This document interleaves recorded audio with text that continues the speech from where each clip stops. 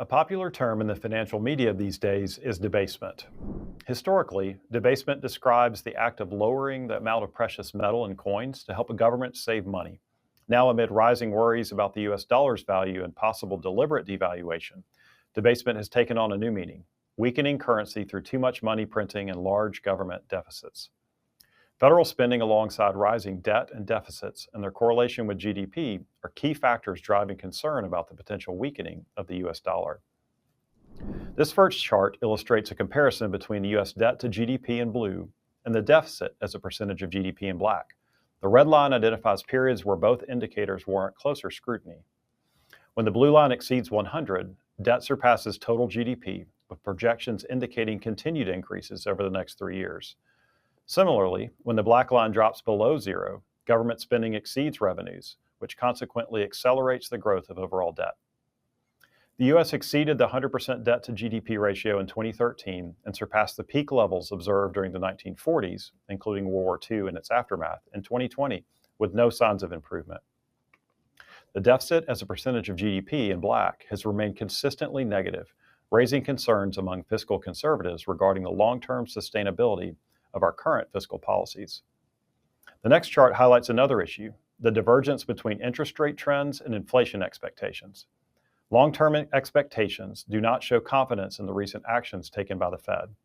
While future inflation expectations remain relatively stable for some time, they began to climb noticeably after the Fed first cut rates last year. Lower rates or looser monetary policy often weakens a currency. Additionally, increases in the long-term expectations indicate consumers are concerned about future inflation, further pressuring the value of the US dollar. When worried about currency devaluation, investors often move from stocks and bonds to hard assets. Investors commonly select tangible assets such as gold, silver, other precious metals, more recently crypto, commodities like energy resources, agricultural goods, and industrial metals, as well as infrastructure projects. This next chart shows how these hard assets, tracked by the StoneX Wealth Equal Weighted Debasement basket, here in blue, have performed compared to the S&P 500 in black. The basket includes the Bloomberg Gold, Silver, Galaxy Crypto, Commodity, and World Core Infrastructure indices. The S&P has returned nearly 16% annualized over the last 6 years, yet the basket has returned nearly 24% over the same period. Precious metals, including gold and silver, have been the debasement asset of choice for investors, with both more than doubling since 2021, despite a correction in October. In 2025, silver leads with a return of over 60%.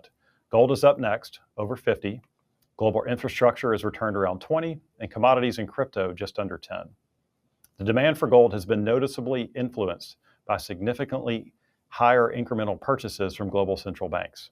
Annual acquisitions between 2022 and 2024 have doubled compared to the previous averages, and activity in 25 appears consistent with this trend. Over 80% of total gold accumulation can be attributed to our emerging market countries, which are rapidly diversifying their reserve portfolios. Expectations for the future path of the US dollar will be key to how these assets perform relative to traditional stocks and bonds. Thanks for joining us today.